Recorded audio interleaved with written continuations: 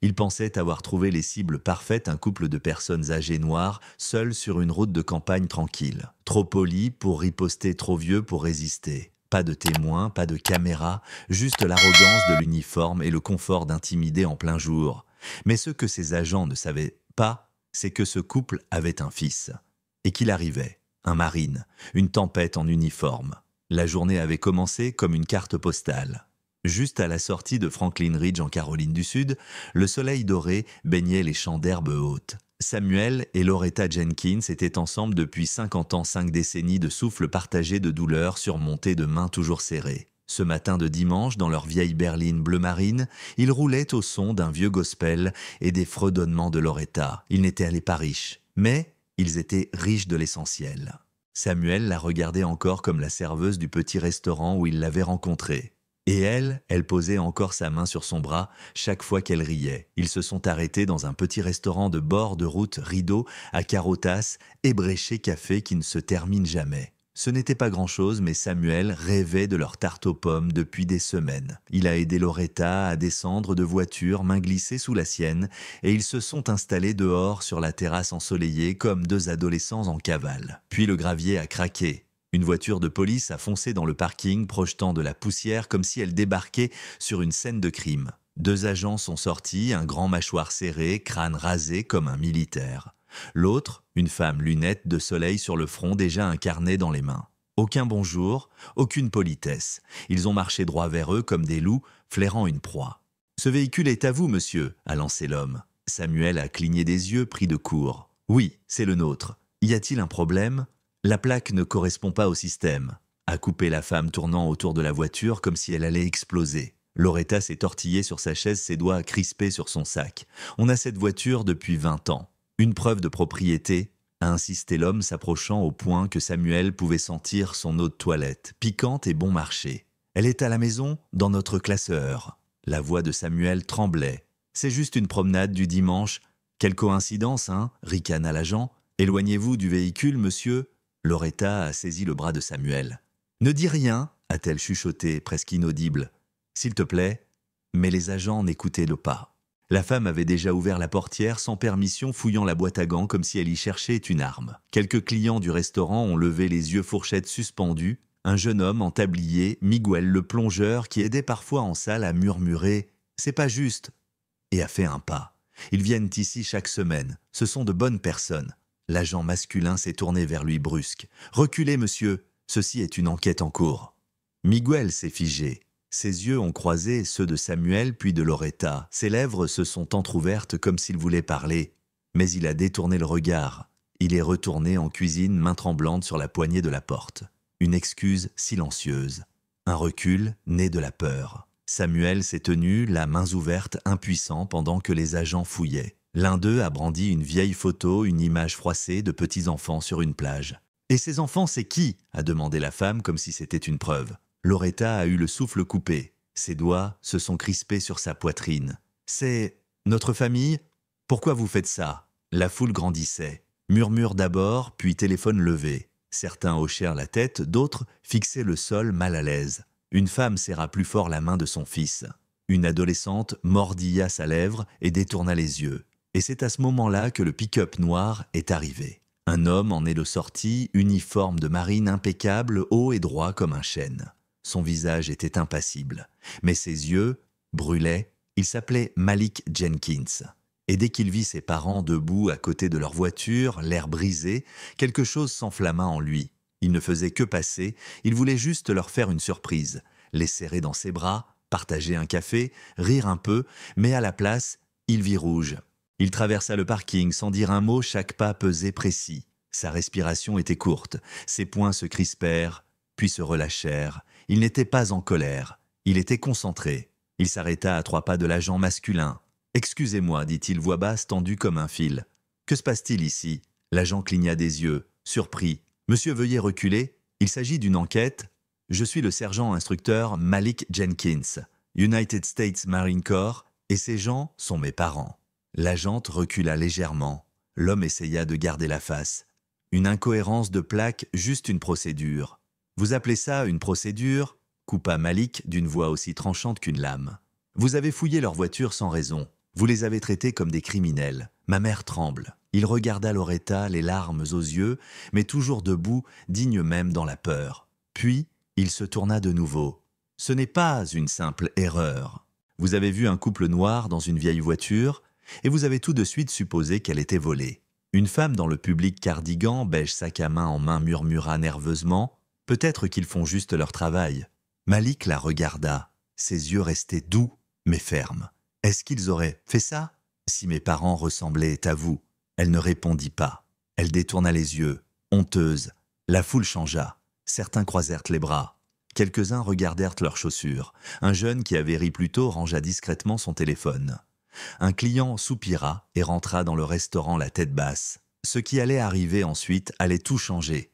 Mais à cet instant précis, Malik se souvenait d'un autre moment, d'autres humiliations. Et cette fois, ce n'était plus lui la cible, c'était ses parents. Et il n'allait pas rester silencieux. La mâchoire de l'agent Boyd se crispa. Une seconde, juste une, il hésita. Son regard glissa sur l'uniforme de Malik, les médailles alignées sur sa poitrine, les plis parfaits de son pantalon de cérémonie. Puis il jeta un œil à la foule qui s'était formée des téléphones levés, des visages tendus, une serveuse en larmes derrière la vitre, le gérant du restaurant figé près de sa caisse. Et là, le basculement. Malik ne cria pas. Il n'en avait pas besoin. Sa seule présence, sa posture, son calme parlaient plus fort que n'importe quelle colère. Il fit un pas de plus, sa voix toujours posée. Mes parents ont été humiliés devant tout le monde, fouillés, soupçonnés sans motif. Leur seul tort, être noirs dans une vieille voiture, au mauvais endroit. L'agente détourna les yeux vers son carnet comme si elle cherchait où poser ses mains. Ses lèvres s'entr'ouvrirent, puis se refermèrent. Ses lunettes tremblaient légèrement dans sa main. Mais l'agent Boyd, lui, tenait sa ligne. « Il y a des procédures ?» grogna-t-il, un ton plus haut que nécessaire. « Vous ne savez pas ce que c'est que de patrouiller ici tous les jours, de ne jamais savoir qui est une menace ?»« Une menace ?» coupa Malik, ses yeux s'embrasant. « Vous pensez que les mains tremblantes de mon père sont une menace, que la Bible de ma mère à l'arrière est un danger ?» Boyd rougit. « Mais pas de honte, de rage, de défi. Écoutez-moi bien, lança-t-il, s'avançant d'un pas. Je me fiche que vous soyez un marine, un sénateur ou quoi que ce soit. Vous ne venez pas ici pour jouer les héros. » Malik ne recula pas. « Je ne joue à rien, je suis leur fils. Et j'ai enterré des hommes qui sont morts pour défendre ce pays pendant que des gens comme vous harcelaient ceux qu'ils protégeaient. » Silence. Puis, « Reculez, j'ai dit !» rugit Boyd, sa main glissant vers sa ceinture, pas sur son arme, mais assez près, pour provoquer un frisson collectif dans la foule. Loretta cria, quelqu'un laissa tomber une assiette à l'intérieur. Et puis le tintement des clés tombant au sol. L'agente venait de les lâcher. Sa main tremblait. « Boyd !» souffla-t-elle. Sa voix était brisée. « On s'est peut-être trompé. » Il se tourna vers elle comme un fouet. « Commence pas ?» Mais c'était trop tard. Elle regarda Malik, puis Loretta et Samuel. Et elle vit enfin ce qu'elle n'avait pas voulu voir, les doigts tremblants de Loretta serrant un mouchoir trempé les épaules de Samuel, courbé non par l'âge, mais par une honte qu'il ne méritait pas. Elle fit un pas en arrière. « Je m'excuse, » murmura-t-elle. Ce n'était pas grand-chose, mais cela fissura le silence. Boyd ricana, se tourna vers la foule. « Quoi maintenant, je suis raciste, c'est ça ? Ce n'est pas comme ça que ça marche, ce n'est pas écrit dans la loi. » Un vieil homme s'avança, Monsieur Kingsley, le professeur d'histoire à la retraite, que tout le monde croyait trop discret pour intervenir. Il planta son regard dans celui de Boyd. « Peut-être que ce n'est pas la loi, mais c'est une injustice. » Les murmures reprirent. Une femme applaudit doucement.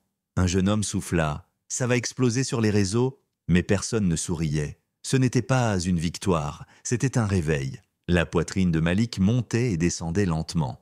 Il regarda Boyd, non avec haine, mais avec la douleur d'un homme qui a vu trop de croix blanches et de drapeaux pliés. « Vous aviez un choix aujourd'hui, » dit-il calmement. « Et vous avez choisi de voir des criminels, là où il n'y avait que de l'amour. Vous auriez pu poser une question, au lieu de ça, vous avez porté un jugement. » Boyd ne répondit pas, parce qu'il n'y avait plus rien à dire. Il tourna les talons, ouvrit violemment la portière du véhicule et la referma d'un coup sec. Son visage tendu furieux apparut un instant derrière le pare-brise, puis disparut dans un nuage de poussière. L'agente resta un instant. « Je suis désolée, » dit-elle à nouveau sans croiser aucun regard. Puis elle le suivit, partit. Le silence qui suivit n'était pas vide. Il était lourd, comme un orage qui vient de passer mais dont la terre est encore gorgée d'eau. Malik se tourna vers ses parents. Loretta fut la première à tendre les bras, l'enlaçant comme si sa vie en dépendait. « Tu nous as sauvés, murmura-t-elle, Zénié. Mais pourquoi fallait-il nous sauver? Samuel ne dit rien.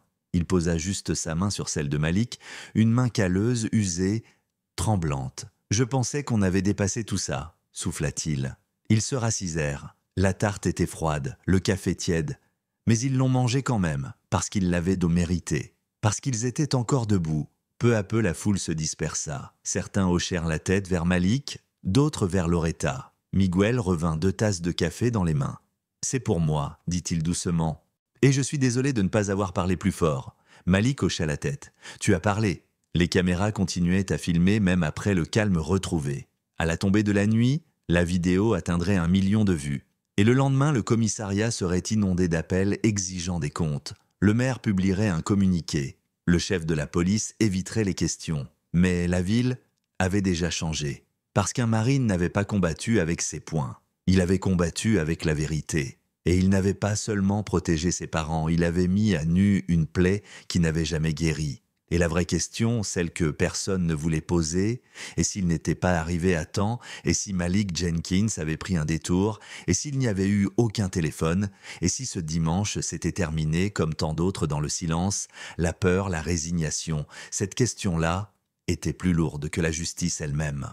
Et quelque part dans un coin sombre de la ville, l'agent Boyd était seul dans sa voiture, ou peut-être dans sa colère fixant un uniforme qu'il n'avait jamais mérité, et un reflet qu'il ne pouvait plus regarder. La caméra s'éteint. Malik debout entre ses parents alors que le soleil descend derrière les arbres.